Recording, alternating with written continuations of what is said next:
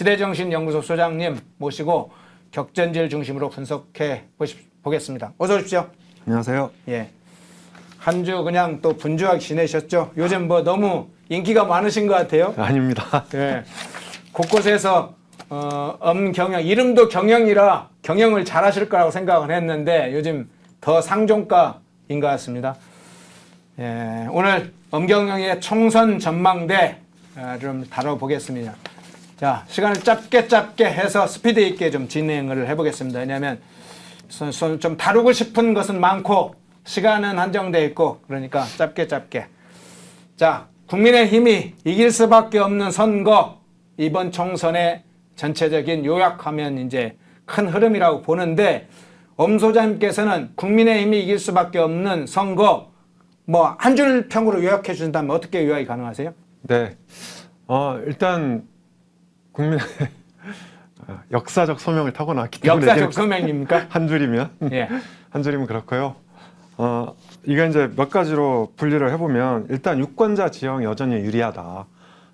제가 조금 이따 이제 설명을 드리고요. 그리고 두 번째로는 지금은 사실 공천에 대한 평가거든요. 그러니까 민주당 공천이 이제 F쯤 되고 국민의힘은 한 B쯤 된다고 해도 뭐 욕먹는 일은 아니겠죠. 예. 네, 그리고 지금 야권은 여러 세력으로 분열이 돼 있습니다.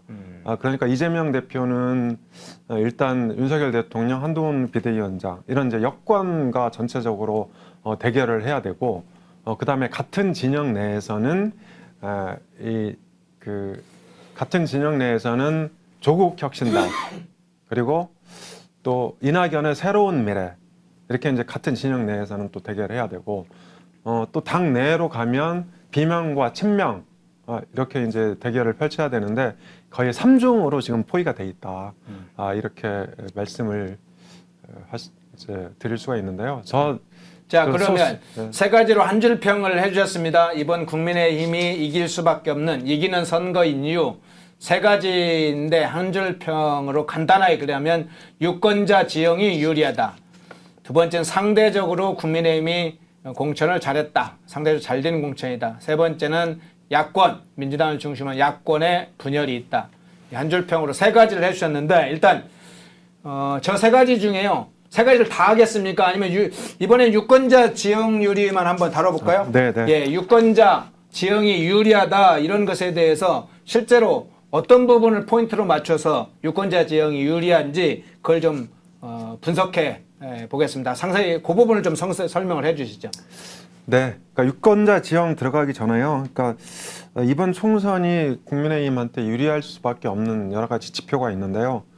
제가 사실 작년 5월부터 국민의힘 170, 민주당 120 이런 구도로 계속한다 이렇게 이제 주장을 했었는데 10월 재보궐 때 민주당이 이겼잖아요. 강서 재보궐에서. 그래서 그때는 이제 거의 모든 뭐 언론 전문가 모든 사람이 다 민주당이 이긴다 이렇게 넘어갔는데 저는 그때도 꼿꼿하게 외롭게 그래도 국민의힘 170이다 이렇게 이제 주장을 하고 있었어요. 근데 그렇게 생각한 원인이 세 가지가 있습니다. 첫 번째는 총선 성격인데 민주당은 정권 심판이다 이렇게 얘기를 했거든요. 근데 사실은 우리나라가 이제 여소야대잖아요. 여소야대. 그러니까 우리는 여소야대라고 부르지만 미국을 비롯한 이제 주요 선진국에서는 디바이디드 거버먼트, 제가 영어 발음이 좀 안 좋긴 한데 번역하면 이원 정부 내지는 이원 권력 이렇게 이제 얘기를 할 수가 있습니다. 그래서 국회를 민주당이 장악을 하고 있고 또 이제 정부는 반면에 국민의힘이 장악을 하고 있는데 양쪽으로 나뉘어져 있다는 거죠. 그래서 이중 권력 이렇게 볼 수가 있는데 물론 정부 권력이 큽니다. 정부 권력이 세긴 하는데 어쨌든 국회에서 민주당이 인사청문회라든지 뭐 이게 정부조직법 개정이라든지 그리고 각종 법률안을 이제 일방적으로 통과시킨 게 거의 한 10건 정도 되거든요. 이런 식으로 정부 발목을 계속 잡았다 이렇게 말씀을 드릴 수 있는데 물론 이제 국회를 민주당이 장악을 하고 있지만 2020년 총선에서 2022년 대선 지방선거에서 모두 국민의힘이 이긴 거는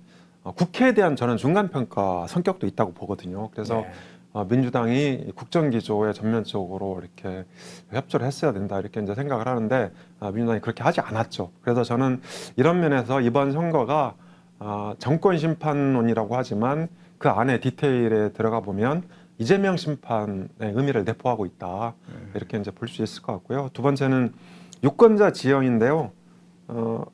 이 밑에 이제 조금 이따 설명을 드리고 60대 이상은 국민의힘, 4050은 민주당, 2030은 남녀로 나뉘어서 남자는 국민의힘, 여자는 민주당 이렇게 이제 팽팽하게 세대 그리고 젠더로 이렇게 갈려 있습니다.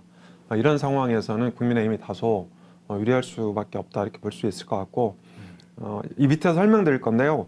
유권자 비중과 투표자 비중이 굉장히 다르다. 그러니까 유권자 비중은 그러니까 뭐 민주당, 국민의힘이 팽팽한데 반대로 투표자 비중을 따져보면 국민의힘이 굉장히 유리하다 이렇게 말씀을 드릴 수 있는 거죠. 그래서 그걸 조금 설명을 드리겠습니다. 예. 자, 일단 이번 총선은요 이제 한 달 정도 남았는데 60대 이상 유권자 비중이 31%를 돌파하는 첫 번째 선거입니다. 대략 31.5% 정도 예상이 되고요. 이제 우리는 유권자라고 그러는데 선관위에서는 선거인이라고 이제 공식적으로 부릅니다. 그 다음에 60대 이상의 투표율은 지난 4.7 재보궐 그러니까 2021년 4.7 재보궐 때부터 굉장히 이제 그 투표율이 높아지고 있고 반면에 40대까지는 투표율이 낮아지고 있다. 그래서 연령별로 투표율 양극화가 심하게 일어나고 있다. 이렇게 말씀드릴 수 있을 것 같고요. 예. 그리고 50대는 이제 저희가 4050 묶어서 뭐 민주당 지지층 이렇게 구분을 하기도 하는데요. 사실 50대는 조금 다릅니다. 50대는 안정 희구 성향 이런 게 있습니다. 그러니까 50대가 이제 우리 사회의 중추거든요. 그러니까 가정도 끌어가고 국가도 끌어가고 이래야 되는 상황인데요. 2020년, 2019년에는 이제 50대가 민주당을 지지했습니다. 그때가 2019년에는 일본의 수출 규제 반도체 소재 수출 규제 조치가 있었고요. 2020년에는 코로나가 이제 전 세계적으로 엄습을 했는데 이런 국가적 위기를 맞아서 50대가 민주당 쪽으로 민주당을 지지했다 이렇게 볼 수 있는데 최근에 이제 이 보면 지금도 경제는 대단히 안 좋고 또 민주당이 국정 발목을 잡으면서 주요 국정 현안들이 표류하고 있고 또 이제 민주당은 굉장히 난백상이 심하지 않습니까? 이재명 대표 사법 리스크라든지 그래서 이런 것들 때문에 50대가 지금 뭐 그다지 밀리지 않습니다. 되게 팽팽하고 밀려도 조금 밀린다. 이렇게 이제 볼 수 있을 것 같고요. 자, 이제 그렇게 볼 수 있을 것 같고요. 자, 구체적으로 표를 좀 설명드리겠습니다. 앞에 표는 선거인 구성비, 즉 유권자 구성비인데요. 저걸 이제 60대 이상, 70대, 80대 이렇게 나눠져 있는데 지난 지방선거 기준입니다. 그래서 60대 이상 유권자 비중은 30.3%였습니다. 그런데 그 밑에 보시면 이제 투표한 사람들의 비중, 예, 투표한 사람들 중에서는 60대 이상 비중이 40.3%였습니다. 그러니까 무려 10%포인트나 올라가는 거죠. 그러니까 투표한 사람 중에 10명은 60대 이상이다 이렇게 볼 수 있을 것 같고요. 60대 이상에서 국민의힘과 민주당 지지 비중은 대략 한 6.5 대 3.5 정도 됩니다. 6.5가 국민의힘을 지지하고 3.5가 민주당을 지지한다 이렇게 볼 수 있을 것 같고요. 그 다음에 선거인 구성비 중에서 4050 비율은 38.1% 정도 되죠. 위가 38.1% 정도 되는데 이 선거한 사람, 그러니까 투표한 사람들의 비중은 37%로 줄어듭니다. 오히려 이제 1.1%포인트가 줄어드는 거죠. 그래서 이게 50대 투표율은 거의 이제 균일하게 유지가 되는데요. 40대 투표율이 되게 떨어집니다. 그 다음에 이제 2030을 묶어서 보면, 유권자 비중은 대략 32% 정도 됩니다. 2030. 그런데 투표자 비중은 22.8%로 굉장히 급락합니다. 그래서 2030 투표율이 2021년 4.7 재보궐선거를 기점으로 떨어지기 시작을 하고, 그리고 이제 2022년 대선도 투표율이 77.1%였어요. 그런데 그 전 대선, 그러니까 2017년 대선은 77.2%였거든요. 예. 불과 0.1%밖에 차이가 안 납니다. 그런데 그 디테일을 보면 이제 굉장히 그 편차가 큽니다. 60대 이상 투표율은 오히려 5%포인트 정도 올라가고 50대는 거의 뭐 균일하고 또 40대부터 20대까지는 연령별로 5%포인트에서 10%포인트까지 이렇게 떨어집니다. 그래서 이런 상황에서는 이 국민의힘이 유리할 수밖에 없다. 이렇게 이제 볼 수 있을 것 같은데요. 예, 제가 한번 좀 다시 한번 좀 얘기를 쭉 해줬는데 간략하게 정리를 좀 하겠습니다. 선거인 구성비, 그러니까 유권자 비율하고 실제로 투표하는 사람, 투표자 구성비를 지금 나눴는데 크게 묶어서 세대별로 하면 2030 세대는 선거인, 유권자는 비율이 29.6% 비율인데 10% 실제로 투표한 사람은 21.2%, 29.6% 선거인인데 투표자는 21.2%, 그러니까 8.오히려 4%가 투표를 안 하는 줄어드는 현상이고 4050은 38.1%가 유권자 선거인인데 실제 투표는 37%, 1.1% 오히려 투표를 더 안 한다. 60대, 70대, 80대, 즉 60대 이상은 유권자가 선거인이 30.3%인데 실제 투표자는 40.3%, 10% 이상이 투표한다. 그러니까 실제로 국민의힘 지지층이 넓은 60대가 투표율이 굉장히 높은 게 계속 확인되면서 유권자 구성상, 지형상 굉장히 유리하다. 이걸 이제 데이터로 말을 해줬네요. 네, 그렇습니다. 예. 그래서 데이터가 좀 어렵고 재미가 없죠. 그래서 지금 시청하시는 분들도 약간 좀 이 짜증이 나시는 것 같아요. 빨리빨리 진행하겠습니다. 네. 그래서 그러면 2030이 이제 어떻게 투표할 거냐가 굉장히 중요하거든요. 그러니까 어차피 캐스팅 버튼은 2030이 쥐고 있습니다. 그래서 2030 특히 20대 남자가 보수 성향을 보이는데 그거를 이제 간략하게 트렌드를 갖고 간단하게 설명드리고 넘어가겠습니다. 자, 지금 보시는 게 2030 남자들의 국민의힘 지지율입니다. 그래서 쭉 보시면 이제 2018년 초에 그 국민의힘, 그러니까 민주당 지지율이 조금 떨어지고 국민의힘이 조금 올라갑니다. 이때가 이제 그 평창 동계올림픽이 2월 달에 있었거든요. 그래서 이때 남북 단일팀 논란이 있었고 이거에 대해서 이제 2030 남자들이 그러니까 반발하기 시작을 하죠. 그리고 2019년 초에 이 민주당 지지율이 확 떨어지고 국민의힘 지지율이 확 올라갑니다. 이때가 코인 급락 사태가 있었습니다. 그리고 이제 이 2019년 하반기에는 여러분 잘 아시는 이른바 조국 사태가 발발을 합니다. 그래서 그게 한 9월쯤 되면 이제 뭐 검찰 수사도 하고 청문회 한이 많이 이제 옥신각신하게 되는데요. 이때 보면 민주당 지지율이 좀 떨어지고 국민의힘 지지율이 올라갑니다. 그러니까 10%대에서 머물던 지지율이 조국 사태를 맞으면서 20%대까지 올라갑니다. 그리고 이제 그 이듬해 총선 때는 다시 그 민주당 지지율이 좀 올라가죠. 그래서 총선이 민주당 180석으로 결론이 난 거고요. 그 다음에 이제 2021년 7월 재보궐이 있었습니다. 이때 보시면 확연히 표시가 나죠. 이때 보면 그 초에 한 3월, 4월 경쯤에 그러니까 골든 크로스가 일어납니다. 그래서 2030 남자 지지율이 이제 국민의힘과 이제 바꾸게 되고 그 민주당과 바꿔지게 되고 7월 재보궐선거 즈음에는 국민의힘 지지율이 무려 한 40% 정도 되죠. 그래프로 대략 40%를 약간 넘게 되고 민주당은 20%대로 추락을 합니다. 그래서 저런 지지율 추이가 지금까지 큰 변화 없이 계속되고 있다. 이렇게 이제 볼 수 있고요.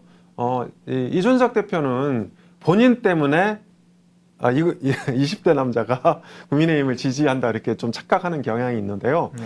이준석 대표 때문에 국민의힘을 지지하는 건 아니고 이런 여러 가지 요소들이 이제 합쳐져서 국민의힘을 지지하게 됐다 이렇게 볼 수 있을 것 같고요. 네. 그 기본 바탕에는 국민의힘의 그 기조랑 좀 맞닿아 있습니다. 이를테면 재정 효율, 그 다음에 복지 지출을 최소화하고 뭐 경제 성장을 이렇게 이제 드라이브를 건다든지 그런 다음에 그 다음에 이제 그 뭐 구조조정을 통한 청년의 일자리 창출하는 거 이런 것들이요. 그리고 그렇죠. 그리고 외교 정책 중에서 중국과 북한을 중시하는 대신에 미일 중시 이런 것들이 이제 우리 윤석열 정부하고 국민의힘의 기조인데요.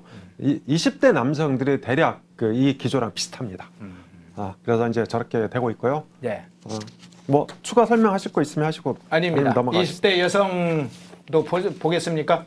네, 아니면- 여성 예. 간단하게. 네. 네. 반면에 20대 여성은요, 조금 다르죠. 조금 다르게 양상이 나타나는데, 사실 20대 여성이 왜 민주당을 지지하냐? 이거는 이제 그 젠더 이슈 때문입니다. 그러니까 이준석 대표가 제기한 젠더 이런 문제가 아니고요. 상대적으로 우리 사회에서 여성들의 그 처우라든지 뭐 기타 그 어떤 수준이 좀 낮게 이렇게 유지가 되고 있다. 이런 거에 대한 불만입니다. 그런데 여성들의 진보 성향은 우리나라뿐만 아니고 전 세계적으로 마찬가지입니다. 그런데 이제 저 그래프를 보시면 여성들도 민주당 지지율이 조금씩 내려갑니다. 그리고 반면에 국민의힘 지지율은 이제 조금씩 올라가게 되죠. 그래서 그게 대략 2021년 4.7 재보궐 선거를 기점으로 그렇게 됩니다. 그리고 이제 2022년 대선 무렵에는 민주당 지지율도 조금 더 올라가지만 국민의힘 지지도 올라간다. 그래서 20대 여성도 과거보다는 격차가 좀 축소되고 있다. 이렇게 설명드릴 수 있습니다. 네. 2017년, 18년엔 격차가 굉장히 크네요. 그때는 이제 뭐 거의 5% 수준이었어요. 그런데 지금은 15%, 20% 이렇게까지 올라가 있습니다. 네. 자, 30대 남녀 여성 정당 지지율 볼 겁니까? 아니면 넘어갈 겁니까? 30대 간단하게, 그러니까 네. 재미없으니까 묶어서 네. 간단하게 말씀드릴게요. 30대도 남녀로 구분하면 남자는 국민의힘, 여자는 민주당가 이렇게 이제 나뉘어서 지지가 되고 있는데요. 처음에는 그러니까 굉장히 격차가 컸어요. 2017년 대선 무렵에만 해도 거의 30대가 60%, 민주당 지지가 60%였고 국민의힘 보시면 아시겠지만 무당층보다 낮았어요. 무당층이 10%대인데 지금 몇 프로로 표시됩니까? 한 5% 정도 되죠. 이렇게 이제 낮았는데 30대 지지율이 쭉 국민의힘 지지율이 올라오기 시작해서요. 2022년 대선 무렵에는 40%대까지 올라갔다. 그리고 민주당과 격차가 거의 5에서 10%포인트대로 줄어져 있고요. 지금은 이제 저런 분위기가 계속되고 있습니다. 네. 지금 이제 유권자 지형을 중심으로 분석을 해봤고요. 그래서 선거인과 실제 투표자들 분석도 해보고 2030 세대 남녀, 30, 40 세대 남녀의 큰 이렇게 정당 지지도가 어떻게 지금 기준으로 하면 7년, 8년 전에는 격차가 보수 정당하고 좌파 정당하고 차이가 비교적 2030 세대가 압도적으로 우위에 있었다면 지금 격차가 상당히 줄어있는 데이터를 그래프로 지금 보여드렸습니다. 자, 이제 넘어가 보겠습니다. 이제 격전지 하나하나 좀 살펴보겠는데요. 이 격전지 오늘 5곳의 격전지하고 한 곳의 특이 여론조사 분석하는 지역을 한번 다뤄보겠습니다. 우선 격전지 뽑은 5곳은 첫 번째 지역을 다뤄볼게요. 인천, 계양을 원효령과 이재명 요 대결 지금 격전지 분석을 좀 먼저 시작하겠습니다. 네, 계양을이죠. 이른바 명령대전이 벌어지고 있는 곳인데요. 여기가 이제 사실 인천에 13개 지역구가 있는데요. 지난 지방선거 기준으로 보면 계양구청장하고 부평구청장을 민주당이 이겼습니다. 그리고 이제 다른 그 지자체는 모두 다 국민의힘이 이겼기 때문에 민주당에서는 가장 강세 지역이 계양 가불하고 부평 가불이다 이렇게 볼 수 있을 것 같고요. 그리고 이제 검단 신도시 인천 서구 을도 지난번 그 총선 때 민주당 신동근 의원이 거의 한 60%포인트 이상을 득표해서 승리한 지역입니다. 그래서 민주당의 최강세 지역이 이렇게 5개다 이렇게 볼 수 있을 것 같고, 그 중에 이제 가장 이 강세 지역 중에서도 초강세를 보이고 있는 지역이 바로 계양을이다 이렇게 볼 수 있죠. 그런데 계양을에서는 송영길 전 대표가 5번 이겼고요. 국민의힘이 한 번인가 2011년인가 그때 이제 재보궐선거에서 한 번 이긴 적이 있습니다. 그래서 이게 그 구체적인 최근 선거 데이터를 한번 보시고 그다음에 여론조사 한번 넘어가 볼까요? 데이터. 검토해 보겠습니다. 네, 조금 키우기가 조금 어렵겠군요. 네. 자, 21대 총선에서는 거의 20%포인트 격차가 났죠. 그리고 이제 대통령 선거는 반면에 9%포인트 정도까지 줄어들었습니다. 이재명 후보가 52.2, 윤석열 후보가 43.62 이렇게 이제 격차가 많이 줄어든 8.5%포인트 차이네요. 네. 그다음에 보궐선거에서는 윤현선 후보가 이제 국민의힘 후보로 나갔는데요. 저분 의사 출신이죠. 이재명 후보가 55.2, 윤형선 후보가 44.75. 그래서 양 후보의 격차는 10.49%인데요. 선거 중반에는 한 5%포인트까지 추격을 했던 걸로 저는 기억이 납니다. 보궐선거 중반에. 그런데 결국 최종 스코어는 저 정도 차이가 났죠. 그리고 계양구청장 선거는 이제 상당히 줄었죠. 민주당 윤한 후보가 51.48, 그다음에 국민의힘 이병택 후보가 45.43 이렇게 해서 6%포인트 정도 격차가 났습니다. 예. 그래서 일단은 이 바탕은 좀 좋지 않다. 민주당에 다소 유리하다 이렇게 볼 수 있는데요. 자, 최근 여론조사 결과 보시면 최근 여론조사가 이제 궁금하네요. 네, 그렇습니다. 저희가 최초로 조사한 게 바로 저 지역입니다. 그렇죠. 예, 첫 조사를 이제 두 군데 했는데 그 두 군데 중에 하나가 저기였고요. 그래서 이재명 민주당 대표가 48%, 원희룡 전 국토장관이 32% 이렇게 해서 16%포인트 격차가 났었습니다. 네. 근데 그때 저희가 이게 실제로는 이게 한 8, 9%포인트 차다. 이렇게 이제 그 설명을 해드린 적이 있었어요. 그런데 그때 설명보다도 더 격차가 줄어들고 있죠.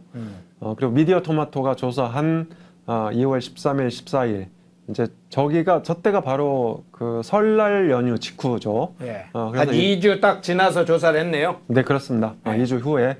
그런데 격차가 많이 줄어서 이재명 대표 49, 원희룡 전 장관 41.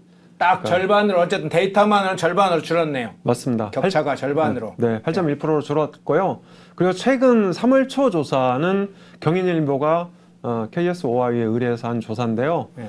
무려 3.6%포인트까지 와. 줄었습니다. 예. 그래서 3.6%포인트면 오차 범위 내에 있다. 예. 그래서 이게 사실 그 원희룡 후보가 뒤진다고 하기도 좀 말이 안 된다. 그러니까 그냥 그 경합 상태다. 이렇게 이제 볼 수 있습니다. 그래서 만약에 이제 저는 그런 생각이 듭니다. 원희룡 전 국토장관이 그러니까 설사 아쉽게 패배하더라도 저렇게 선전을 하면 주변 지역에 많은 영향을 미칠 수 있거든요.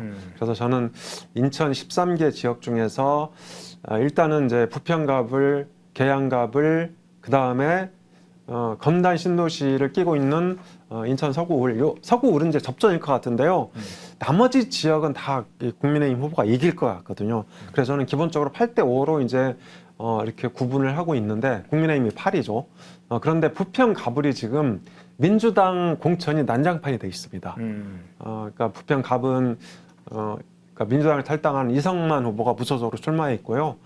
그리고 민주당에서는 이제 노정면 후보라고 그 YTN 기자 출신이 있어요. 예. 노조위원장도 했고, 그래서 그 좌파 언론인으로 이제 이름이 난 사람인데 이 사람을 공천을 했어요. 예. 그래서 다자 대결 구도가 부평갑에서 그대로 이어지면 아마도 저는 국민의힘 승산 가능성도 좀 있다 이렇게 보고 있고요. 부평을 같은 경우도 지금 이제 홍영표 의원이 오늘 탈당할 가능성이 있죠. 오늘 네, 기자회견 예고돼 있는데 혹시 탈당했는지 그런 기사가 뜨면 한번 올려주시기 바랍니다. 그래서 홍영표 의원이 무소속으로 출마하게 되면 부평도 해볼 만하다. 그래서 저는 어쩌면 인천이 과거 민주당처럼 그 2대 8인가? 2대 9. 9대 2가 될 수도 있어요. 아니다. 11대 2. 13석이니까요. 네. 2대 11이었죠. 네, 그러니까 2대 11. 네. 완전히 역대자비가 될 수도 있다 이렇게 봅니다. 네. 제일 먼저 지금 인천 계양을 원희룡, 이재명 분석을 했는데 다시 한번 저 표 보여주시겠어요? 최근 여론조사 벤마이크가 조사한 1월 말 조사 16% 격차 이재명이 앞섰는데 그 2주 후에 이재명이 이긴 게 절반으로 줄었네요. 8.1%, 16%에서 8%. 또 2주 후에 KSOI 사회 여론연구소인가요? 여기서 조사했는데 격차가 오차 범위 내에 있는 3.6% 줄었다. 경합 현재 열세다. 그러나 판은 어떻게 될지 모르죠. 원희룡 현재는 열세지만 저렇게까지 줄었으면 이제 막판 싸움이 굉장히 치열하게 벌어지겠네요. 다음 격전지 한번 넘어가 보겠습니다. 중성동 갑 한번 볼까요? 윤희숙 대 전현희. 문제의 논란이 많은 전현희 임종석을 제끼고 왔는데 어떨지 모르겠는데 이쪽 어떻게 보세요? 네, 여긴 이름이 참 재밌어요. 전현희. 인연이 아니고 전현희. 이름이 좋습니다. 중구 성동 갑은 제가 보기에는 민주당으로서는 여기가 상당히 그러니까 서울 공략의 최전방이에요. 네. 왜 그러냐면 이게 한강벨트, 저는 이제 되게 한강벨트에 대한 규정도 조금씩 다른데, 저는 이제 서쪽으로는 양천 가불부터 동쪽으로는 강동 가불까지 9개 구로 보거든요. 9개 구, 15개 선거구가 있는데, 여기만 유난히 저기 그 성동구청장이 민주당 소속입니다. 그래서 자기네 구청장이 있는 이 지역을 민주당이 이제 그 방어하지 못하면 한강벨트가 다 무너지고 이게 그 국민의힘의 북상을 차단할 수가 없거든요. 네, 그런 면에서 민주당이 이번에 이제 그 임종석 전 실장을 공천하지 않은 것은 스스로 패배를 자초한 거나 마찬가지다. 저는 이제 그렇게 볼 수 있을 것 같고요. 그리고 최근에 중구 성동구가 종부세 벨트로 묶이면서 여론이 급격하게 국민의힘 쪽으로 이렇게 바뀌고 있다. 이제 이렇게 볼 수 있는데, 윤희숙 전 의원은 KDI 교수 출신이죠. 대표적인 경제통이고, 전현희 후보는 일종의 이제 정치꾼? 이런 이미지가 좀 강한 경제 전문가와 정치꾼. 네. 전현희입니다. 그래서 저는 이제 경제 대 정치, 경제 대 정장 이런 구도도 성립이 될 수 있고요. 그리고 사실 종부세 벨트는 경제 벨트입니다. 그래서 저는 선거 해보나 마나 윤희숙 후보가 이겼다고 보거든요. 그렇지만 또 개표 끝까지 우리가 긴장을 놓으면 안 되니까 개표는 해야죠. 그래서 민주당 강세가 계속 이어졌지만, 저는 이제 이번 그 총선을 끝으로 민주당 강세는 종을 치게 돼 있다, 이렇게 봅니다. 예. 다음 데이터를 한번 보고 말씀드리겠습니다. 선거 데이터 한번 볼까요? 예. 근데 이 지역도 저희가 여론조사 했었어요. 네. 했었는데 임종석 실장하고 임종석 전 실장하고 윤희숙 전 의원하고 했었는데, 내용, 그러니까 형식상으로 조금 전데 내용상으로는 사실상 이기고 있었다, 이렇게 이제 저희가 분석해드린 적이 있는데요.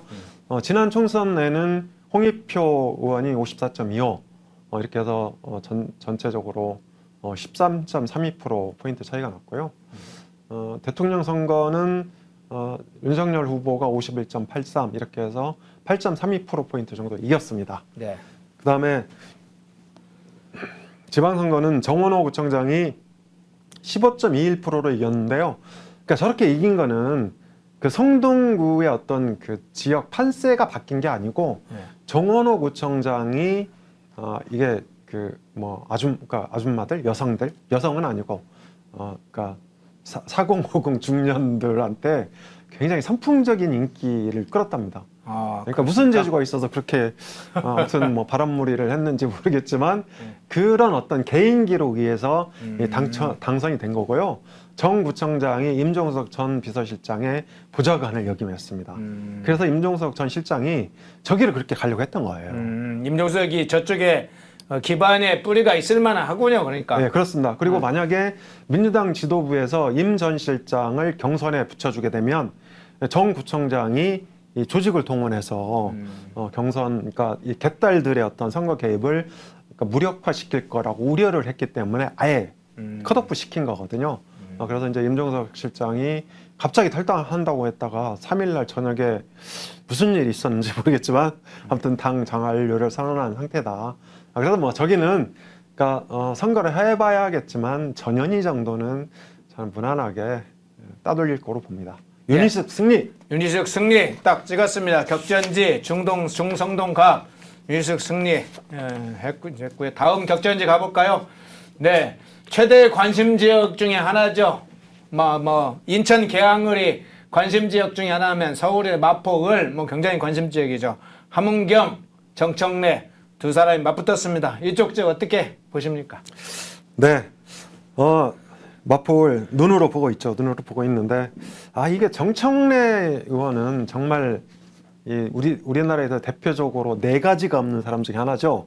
그러니까 유시민 전 노무현 재단 이사장도 그렇고 이 장영태 동대문에 출마한 장영태 의원도 그렇고 정청래 의원도 그렇고, 그래서 많은 사람들이 제발 정청래 좀 안 봤으면 좋겠다. 이렇게 얘기하는 사람 되게 많은데 과연 그런 염원이 이번 총선에서 이루어질지 한번 살펴보겠습니다.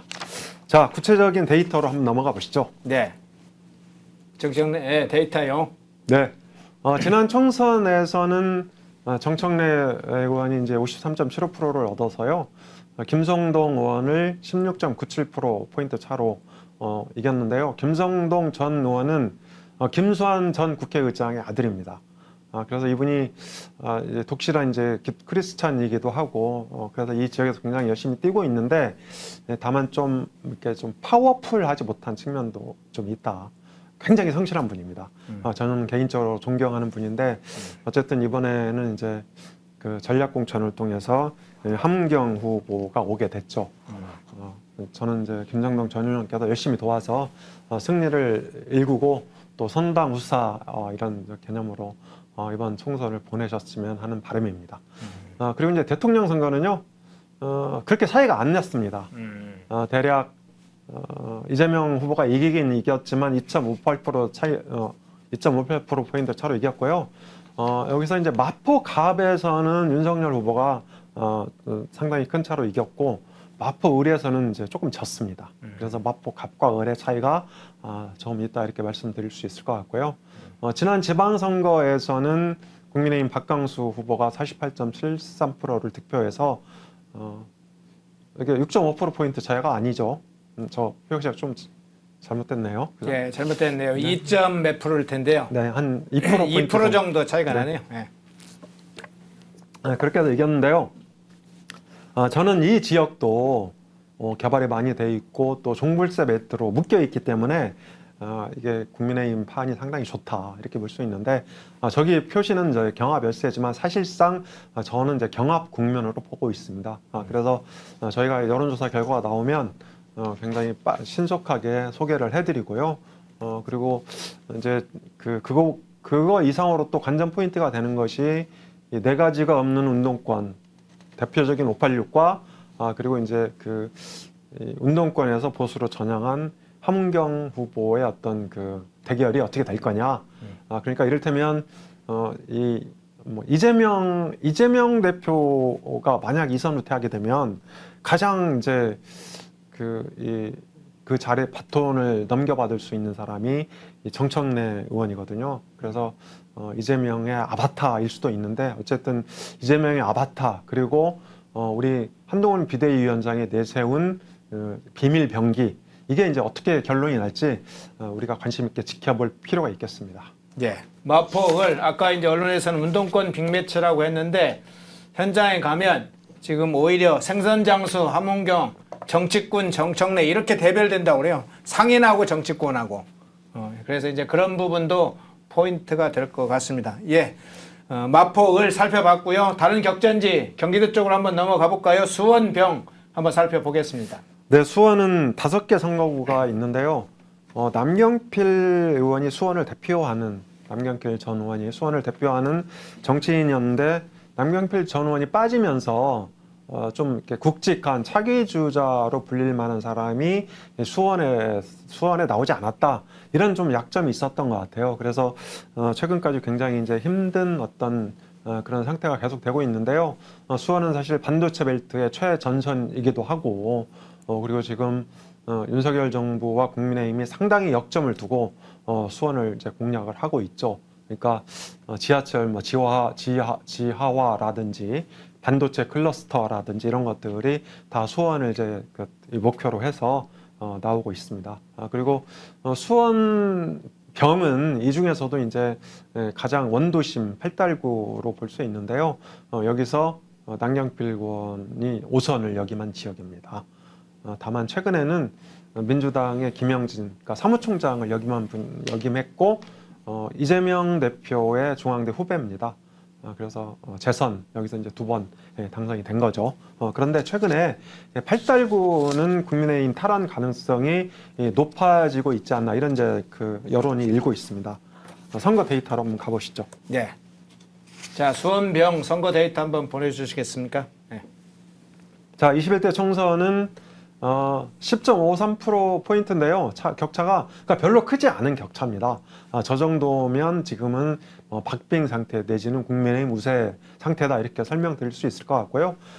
대통령 선거도 뭐 거의 차이가 없었습니다. 거의 차이가 없었고 그다음에 지방선거는 지방선거도 거의 차이가 없었죠. 0.57%포인트 차로 민주당이 이겼는데요.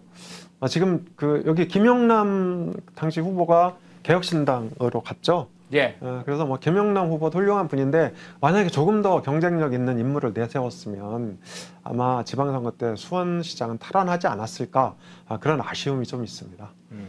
여론조사 보시면요. 2월 19일, 20일 뉴데일리와 프레시안이 코리아 정보 리서치에 의뢰한 조사인데요. 저는 지점에서 조금 이해가 안 가는 부분이 있어요. 예. 뉴데일리는 이제 보수 매체고 예. 프레시안은 저 좌파 매체인데요. 네, 대표적인 좌파 매체인데 두 개 언론이 같이 여론조사를 하는 것을 보고 저는 왜 이렇게 하지 좀 의아한 생각이 들었는데요. 어쨌든 자 박문규 전 산업장관이 51.8%, 김영진 민주당 의원이 40.8%. 그래서 무려 9.0%포인트나 차이가 나서 상당히 저도 깜짝 놀랐어요. 이렇게 여론이 변했나? 깜짝 놀랐는데 경인방송과 인천방송이 한길 리서치에서 의뢰한 조사가 이제 3월 3일하고 4일 엊그제 있었거든요. 여기서는 그 격차가 좀 뒤집어져서 김영진 의원이 2.2%포인트 앞서는 걸로 나왔는데요. 저거는 이제 오차 범위 내기 때문에 그냥 경합이다, 팽팽하다 이렇게 볼 수 있습니다.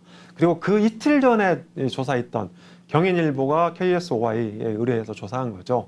여기서도 김영진 의원이 0.5%포인트. 그러니까 거의 격차가 없는 거죠. 그런데 저는 한길 리서치 조사나 KSOI 조사나 저 정도 격차라면 연령별 투표율 차이 그리고 이제 적극 투표층 이런 것들로 계산해 보면 2~3%포인트 정도 박문규 후보가 앞서고 있다 이렇게 생각을 합니다. 그래서 뭐 거의 90% 이상 저는 국민의힘이 탈환했다 그렇게 생각합니다.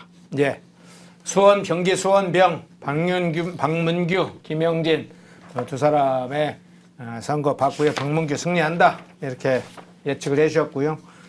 격전지 분석 또 하나 하죠. 경남으로 내려가 볼게요. 양산을 지역 김태우 후보, 김두관 후보 두 사람 다 전임 도지사도 하고 군수도 하고 아주 유명한 사람들이죠. 예, 양산을 한번 살펴보시죠. 네, 김태호 전 지사, 김두관 전 지사. 그러니까 이 두 분은 여러 가지로 좀 닮은 점이 많이 있는데요. 일단 전 경남지사 출신들이다 이렇게 볼 수 있을 것 같고요. 그리고 이제 각 당에서 차기 주자. 만약에 김두관 의원도 이재명 대표의 어떤 사법 리스크 여부에 따라서 민주당이 차기 주자로 이제 부상할 수도 있고. 김태호 의원도 마찬가지입니다. 저기서 무난하게 당선될 것으로 보이지만 이제 총선 이후에는 국민의힘 차기 주자군에 합류할 가능성이 있다 이렇게 볼 수 있을 것 같고요. 그리고 이제 두 사람 모두 굉장히 친화력 있는 그런 정치인들입니다. 저 두 사람은 악수만 한 번 하면 바로 상대방을 지지자로 만들어버리는 마법을 갖고 있는 분들인데요. 이게 서울에도 그런 분이 있습니다. 강서을의 김성태 전 원내대표. 그러니까 우리 이제 박민식 전 보훈장관 열심히 돕기로 했잖아요. 예. 이분이 이제 그런 친화력을 갖고 있고요. 이번에 이제 김용태 전 의원도 마찬가지입니다. 그분도 이제 친화력을 갖고 있고 지금 신상진 성남시장도 비슷한 캐릭터라고 볼 수 있는데요. 그런 면에서 굉장히 닮았다 이렇게 볼 수 있을 것 같고요. 그리고 김두관 의원이 지난번에 그 양산 을에 가서 이기긴 이겼는데 뭐 좀 이따 보시겠지만 거의 차이가 없었어요. 1몇 %포인트 정도 간신히 이제 이겼어요. 그리고 사실 그 지금 부산의 북강서갑이 선거구가 조정이 됐죠. 예. 강서갑을 이렇게 돼 있고 또 강서구 이렇게 돼 있는데 그러니까 부산의 강서구하고 경남 양산이 낙동강 멜트 핵심 지역입니다. 그래서 저기를 어느 당이 갔냐? 예를 들어서 국민의힘이 저 두 곳을 가지게 되면 낙동강 멜트를 다 탈환하는 거고요. 만약에 민주당이 갖게 되면 낙동강 멜트를 민주당이 다 지키는 거다. 이렇게 볼 수 있는데요. 그래서 그만큼 중요하다 이렇게 볼 수 있습니다. 다음 데이터 한번 가보시죠. 네.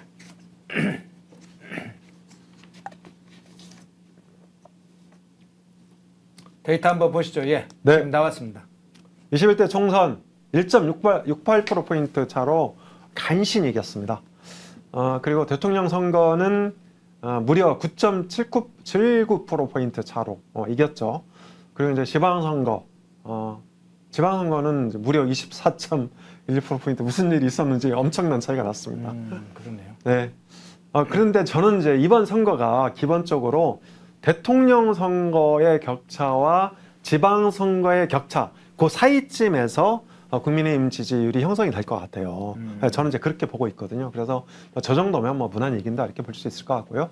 여론조사도 그렇게 나오고 있습니다. KBS가 한국리서치에 첫 조사한 게 2월 17일에서 19일 사이인데요. 이때는 김태호 의원이 간 지가 얼마 안 됐을 때입니다. 가자마자입니다. 그런데 이제 이때도 3%포인트 차로 이겼어요. 그리고 그 비슷한 시기에 여론조사 꽃에서도 했네요. 김어준 씨가 운영하는 여론조사. 네, 예. 네, 여론조사 꽃에서 했는데요. 여론조사 꽃에 대해서는 제가 마지막에 조금 설명을 드리겠습니다. 네. 왜 저런 결과가 나오는지. 네. 1.7%포인트 차 났고요. 그다음에 경남신문이 모노리서치에 의뢰해서 한 조사는 11.3%포인트 차가 났습니다. 그래서 저는 이 모노리서치 조사가 굉장히 적당하다고 보고요. 저 정도 격차로 김태호 의원이 낙승할 거로 봅니다. 10% 정도는 차이가 난다. 네. 예. 김태호 승. 여론조사 꽃은 언제 설명을 해 주시려고요? 우리 대전 서구 안 갑니까? 예. 그때요? 네, 네. 예. 알겠습니다. 그러면 자, 하나 남았죠. 특이한 여론조사 분석 지역이 하나 있습니다. 자, 대전 서구을 양홍규, 박범계 싸움이 벌어지는 곳이죠. 예, 그쪽 한번 살펴보겠습니다. 네. 대전은 7개 선거구가 있고요. 여러분 잘 아시다시피 지난번 총선에서 민주당이 7개 지역을 모두 싹쓸이했습니다. 대전을 조금 나누어서 간단하게 한 1분 설명해 드리면요. 대전 서구 가불이 전통적으로 민주당 강세 지역입니다. 그러니까 이제 그 호남이 있고 그 다음에 논산이 있고 논산 쪽에서 대전으로 유입하는 그런 이제 라인에 있거든요. 그래서 호남세가 계속 이제 유지가 되는 그런 지역이다 이렇게 볼 수 있습니다. 그리고 대전 중구, 그 다음에 대덕, 동구 여기는 이제 대체로 보수가 강세입니다. 특히 대전 동구는 이장호 대전시장의 지역구였죠. 또 대덕은 이제 과학벨트가 있는 곳이고, 그래서 요 세 지역은 뭐 무난하게 동구, 대덕, 중구 여기는 이제 무난하게 국민의힘이 탈환할 것 같고요. 그리고 유성, 가불은 전통적으로 대전에서는 스윙보터 지역으로 분류를 합니다. 그래서 어느 한쪽 정당이 계속 승리하지 않고 뭐 표가 왔다 갔다 하는 지역입니다. 그래서 저는 원래 대전 서구 갑을 빼고는 다 국민의힘이 탈환하지 않겠나 이렇게 이제 생각을 했었는데요. 이번에 의외의 결과가 나왔습니다. 자, 데이터 한번 보시죠. 네, 여론조사 김어준이 운영하는 여론조사 꽃은 아닌 것 같은데 여론조사 꽃 결과를 한번 보시죠. 여론조사. 예. 네, 김어준 대표가 운영하는 여론조사 꽃 결과인데요. 그 전에 이제 간단하게 총선 결과 보시죠. 지난 총선 격차 16.74%포인트 차이 났고요. 대통령 선거에서는 윤 대통령이 6.64%포인트 차로 이겼습니다. 그리고 구청장도 서구청장도 이겼습니다. 6.51%. 그래서 저 구청장을 이긴 것이, 그러니까 구청장 선거하고 대통령 선거하고 격차가 거의 같았어요.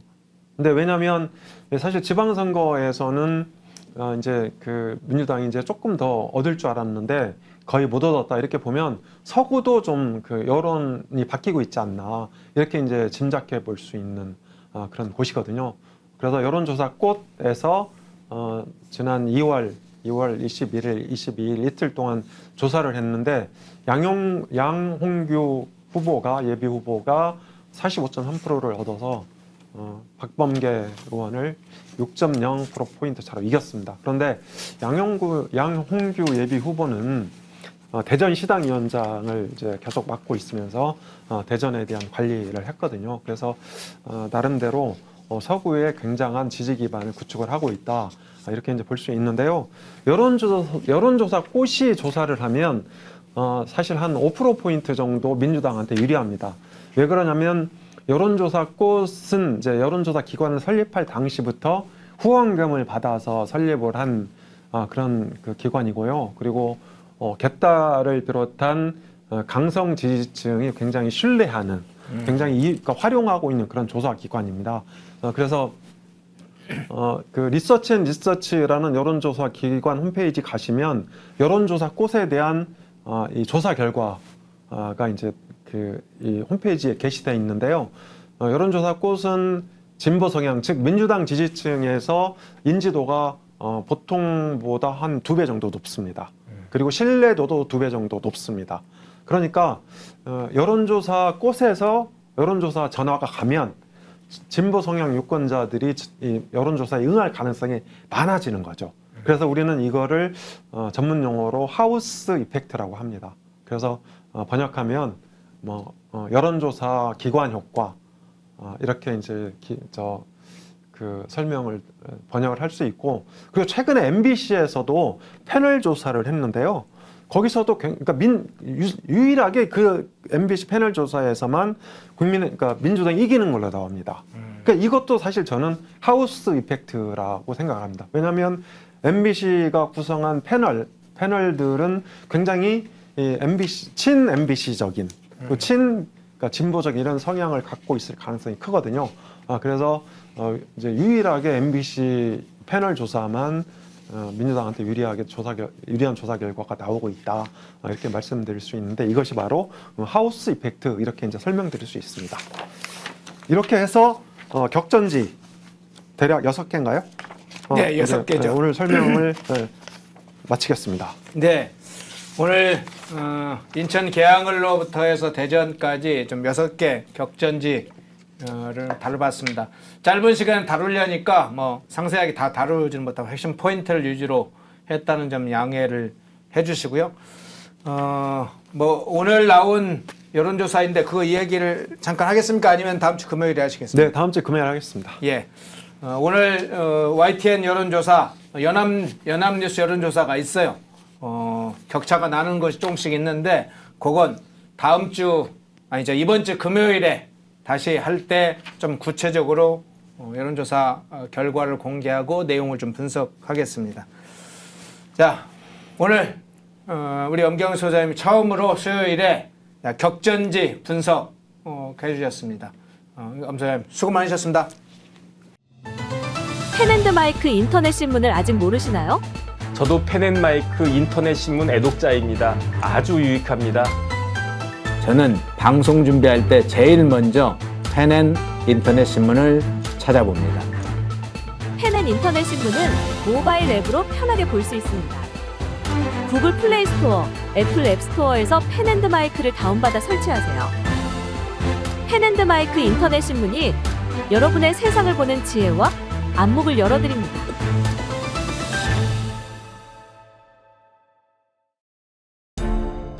모두가 숨죽이고 침묵하던 시절, 펜앤마이크는 앞장서 자유와 민주를 외쳤습니다. 자유파 정권 탄생을 위해 싸웠습니다. 2024년에도 펜앤마이크는 쉼없이 달려갑니다. 2024 총선 자유파 승리를 위해 노력하겠습니다. 자유민주주의 체제수호의 선봉이 되겠습니다. 왜곡된 대한민국 역사를 바로 세우겠습니다. 2024년에도 펜앤마이크를 응원해 주십시오.